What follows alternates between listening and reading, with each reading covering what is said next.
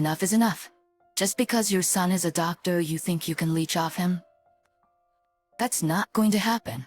Anna, my son's wife, glares at us and starts clinging to my son, Jack. I can't stand the idea of your parents taking the money you earned from me, Jack. Please cut ties with your parents. Even Jack seemed taken aback by her boldness. Cut ties? We don't have to go that far. But Anna didn't back down. Baby, why won't you listen to me?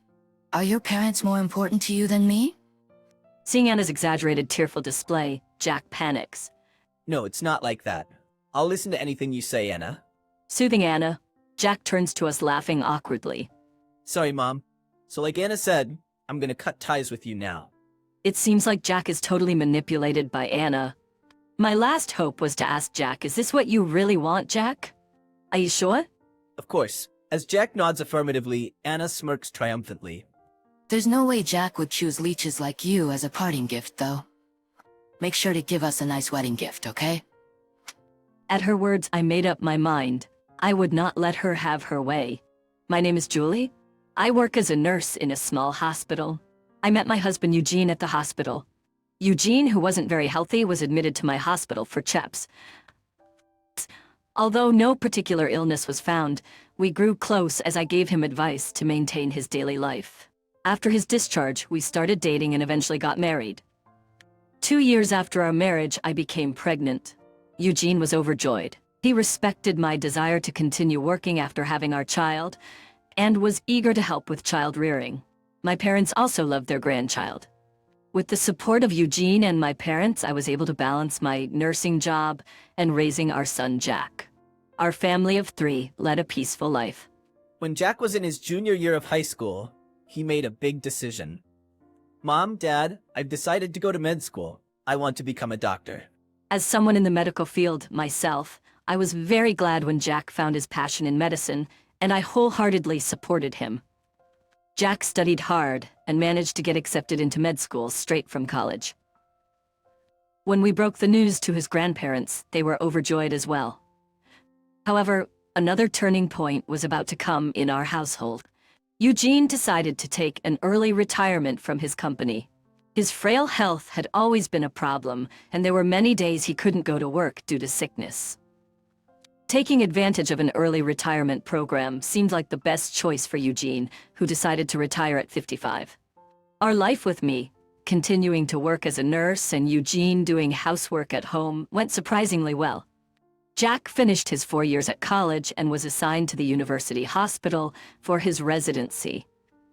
Upon hearing the name of the hospital, I was surprised. Isn't it great? It's the biggest hospital anyone was assigned to out of all my classmates. With Jack boasting so proudly, I felt the need to remind him, Jack, what's important is what you do, not where you are. But it seemed like my words were just mere nagging to the elated Jack. I know that. Can't you, a nurse who can only assist doctors like us, just keep quiet? Jack then completed his residency and decided to work at the university hospital as an internist. Since then, he started going out drinking on his days off and often came home late. It seemed like he was partying with women who were drawn to his title as a doctor at the prestigious university hospital. He always came home reeking of perfume. After about a year of this lifestyle, one day Jack introduced us to a woman he wanted us to meet. Hello, soon-to-be father-in-law, mother-in-law. The woman, who introduced herself as Anna, greeted us without hesitation. Anna, how did you get to know Jack? When I asked, Anna answered openly. I met Jack at a social gathering back in college. I didn't think much of him then, but reconnected with him after hearing he became a doctor at the university hospital. I see. Anna didn't even try to hide the fact that she was more attracted to the title of a doctor than to Jack himself. Meanwhile, Jack, completely oblivious to this, was grinning at Anna. I was surprised when Anna suddenly contacted me. She was the most popular girl in our circle, and now she's saying she wants to marry me. As we sat around the table with Anna, the conversation turned to Eugene. You're a nurse, aren't you, soon-to-be mother-in-law? I heard you met your husband at the hospital, but was he a doctor too? My husband Eugene graciously answered Anna's question. No, I'm just a regular office worker, although I did take an early retirement, so I'm not working now. You're not working, so you're unemployed? Anna's eyebrows furrowed at this revelation. I don't think you call someone that retired early, quite simply unemployed. Eugene tried to laugh it off, but Anna's demeanor suddenly shifted. If you're childless, it's the same thing. What? Eugene was taken aback by Anna's sudden condescension, but she continued with a scoff. It's really inconvenient for me to have a mother who's just a nurse and doesn't make much money along with an unemployed father. What do you mean inconvenient? Don't you think it's inappropriate to talk like that to us, your soon-to-be in-laws? I blamed Anna, but she showed no sign of remorse. Don't get cocky just because your son is a promising future doctor. She sighed heavily and then looked straight at us. Please don't come to our wedding. What do you mean? The professor from Jack's med school, who's also his boss, is planning to attend our wedding.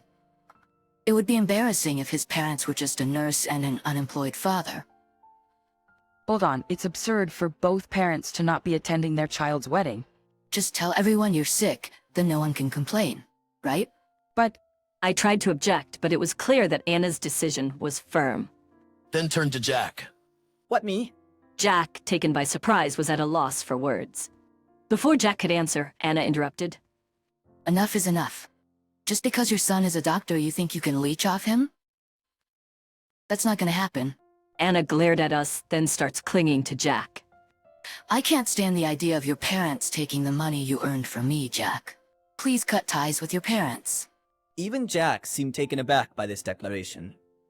Cut ties? I don't think we have to go that far. But Anna didn't back down. Baby, why won't you listen to me? Are your parents more important to you than me? She exaggerates her crying for effect. Panicked, Jack responded, No, that's not it at all. If it's your request, I'd do anything. Jack, who managed to calm Anna, addressed us with a foolish smile. I apologize, Mom, but I'll have to go with Anna on this one. We're cutting ties with you guys. It seems like Jack is totally manipulated by Anna. Betting on my last hope, I asked Jack, is that really what you want, Jack? Are you sure about this?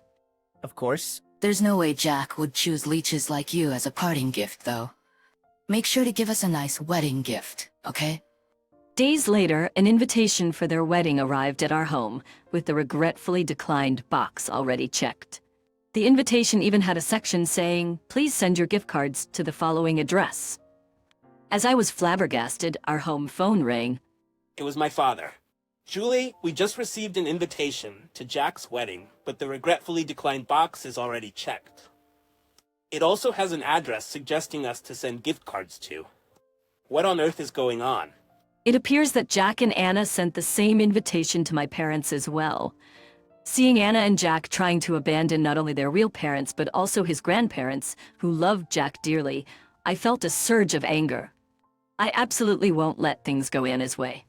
I told Jack, is that really what you want, Jack? Are you sure about this? Of course. There's no way Jack would choose leeches like you as a parting gift, though. Make sure to give us a nice wedding gift, okay? Days later, an invitation for their wedding arrived at our home, with the regretfully declined box already checked. The invitation even had a section saying, please send your gift cards to the following address. As I was flabbergasted, our home phone rang. It was my father. Julie, we just received an invitation to Jack's wedding, but the regretfully declined box is already checked. It also has an address suggesting us to send gift cards to. What on earth is going on? It appears that Jack and Anna sent the same invitation to my parents as well. Seeing Anna and Jack trying to abandon not only their real parents, but also his grandparents, who loved Jack dearly, I felt a surge of anger. I absolutely won't let things go Anna's way. I told my father about the time Anna came to our house. They're saying they want to cut ties with me. It seems they don't want me at their wedding. Hearing my story, my father was bewildered, but I asked, Dad, I have a request. On the day of the wedding, can you go with me to Jack's ceremony venue? But Jack doesn't want us there, right?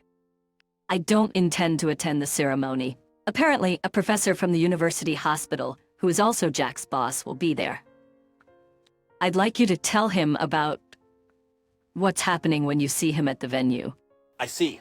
Okay, if Jack has cut ties with you guys, it's essentially the same as cutting ties with his grandparents as well. My father, who had figured out my plan, willingly agreed to go to the venue with me. In addition to that, I did my best to verify Anna's reputation before the wedding day. The day of the wedding arrived. When my father and I arrived at the venue, Anna and Jack were surrounded by their invited colleagues, who were all doctors. I heard your parents are unwell. What a shame. It's your wedding. Well, it is what it is. Jack answered with an awkward smile. A professor approached Jack, also posing the same question. Why isn't your grandfather here? Surely he wasn't left out of the invite list, right? Thank you for your concern about my grandfather. I haven't seen him in years, so it's no big deal. He might even be getting a bit forgetful by now. Unaware of the professor's puzzled expression, Jack remained nonchalant. My father, who had been watching from the sidelines next to me, could no longer contain his frustration and walked over to Jack and Anna's group from behind a pillar. Who did you say is forgetful? At the sound of my father's assertive voice, Jack and Anna turned around. Who is this old man? Beside a puzzled Anna, Jack's eyes went wide. Grandpa, what are you doing here? Then, spotting me beside my father, he became furious. And Mom too? I told you not to come, since we've already cut ties. Jack's superiors glanced between him and my father, whispering amongst themselves. That man is... yes, indeed. Could it really be him? What does he mean by cutting ties? As the doctors started to murmur, the professor asked Jack in a stern voice. What do you mean by cut ties, Jack? Oh, well, about that. Jack started to panic. Before he could respond, Anna intervened. Jack's jobless father tried to leech off him who has a promising future. She exclaimed before I could rebut. We couldn't let such parasites meet esteemed individuals like you, Professor, so we politely asked them to refrain from attending the wedding. With a look of disdain, Anna continued while glancing at my father and me. I can't believe they actually showed up at the venue, bringing along a shabby dress. I can't believe they actually showed up at the venue, bringing along a shabby old man like him. Did they think they would earn everyone's sympathy? Did they think they would earn everyone's sympathy? Regardless of the number, parasites are nothing but a nuisance. At the word parasite, Jack's bosses urgently start speaking to Anna. What are you saying, miss? What am I saying? It's the truth, isn't it? Jack agreed that his family shouldn't be invited to the wedding. Yeah, Anna's right. If you think being blood-related means you get away with anything, you're dead wrong. Even if you're family, I won't let them harm my bright future and career. At Jack's confident declaration, the doctors turned pale. Jack, you really don't know, do you? What don't I know? At Jack's surprised look, his boss doctor simultaneously disclosed. Your grandfather standing there is the former deputy director of our hospital. What? There's no way. Right, Mom? Nan? Jack, looking worried, turns to me. I tell him the truth. It's true. Dad was the deputy director at your university hospital. Jack looks intently at my father, and my father tells him. I was asked to keep it from you by Julie because we didn't want to put unnecessary pressure on you. Pressure? I explained to Jack.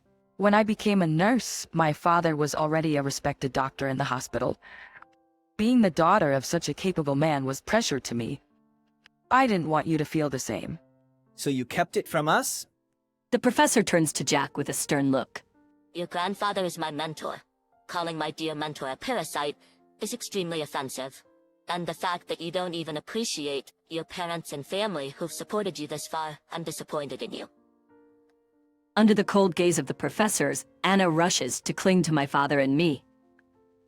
We really did want to invite my in-laws. Since you're here, please attend the ceremony.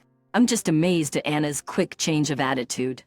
I firmly tell Anna. I decline. The only reason we came here today was to make it clear to the guests why we couldn't attend the wedding. We have no intention of attending the ceremony. But we're a family. Don't you care about Jack? Family? Weren't you the one who said you wanted to cut ties with us? We're not a family or anything. We're strangers. My father backs me up. When my daughter cuts ties, that means I lose my connection as a grandfather, too. It seems my daughter has had her say, so we have no more business here. Mom, Grandpa, please wait for me. Jack weakly muttered. The professor, as if to add insult to injury, said, being a doctor involves facing and working with people. If you can't respect your family and elders, you're not fit to be a doctor. It seems you'd better grow as a person in a local hospital, not in our university hospital. You mean get yourself transferred to a hospital in our rural network? You mean I'm being sent to the countryside? Anna glares demonically while looking at Jack, who is stunned. Rural assignment? You must be joking. I only married you because you were working at the university hospital. Anna confronts Jack, shrieking about divorce. I'll make sure you pay alimony. I'll make sure you pay alimony. Anna never really intended to support Jack as his wife after all. There was no longer any reason to be considerate of Anna. Anna, you're the one who's going to be paying alimony. My words surprised Anna. She looked at me. What? Why should I have to? Anna, you've been having an affair, haven't you? What? Suddenly, Anna began to panic. What kind of evidence do you have to make such an accusation? I laid out several photos in front of the flustered Anna. They showed Anna snuggling up to an unknown man like a couple, entering a hotel. I asked her classmates about what they thought of you, Anna. They testified about the affair, and I've been investigating ever since. Here's the proof. Upon seeing the photos, Jack started to shake. Anna, you were beating this man behind my back. It's not what it looks like, Jack. Hear me out. Why should I? I don't want to hear any excuses. Disgusted by their ugly argument, the guests following Jack's father started to leave one after another. The squabble continued until the venue staff had to intervene. By the time they realized there were only a few guests remaining. The situation was far from conducive for a wedding, so the event was called off. Jack went straight to the city hall to collect divorce papers. I have no intention of continuing to live with a cheater. No way. Without your prestigious university hospital title, you're nothing appealing to me at all. Both stubborn and resentful, the two swiftly went through with their divorce. Subsequently, Jack received an official resignation notice from the hospital and was transferred to a hospital in the country. Working alone in the countryside, Jack seemed to be realizing his own immaturity as a doctor. Anna, on the other hand, had to pay alimony to Jack because the evidence of her affair, which I presented, became the deciding factor. After distributing her assets during the divorce and using her savings to pay the alimony, Anna, seemingly unrepentant, was spotted lurking around a university hospital, desperately trying to charm young single doctors. However, word of her divorce had spread throughout the hospital, and not a single doctor was willing to fall for Anna's advances. Still, Anna couldn't give up her aspirations to be a wife of a doctor working at the university hospital. She had become quite famous in the hospital as the desperate old lady chasing after doctors. Meanwhile, I've been continuing my job as a nurse.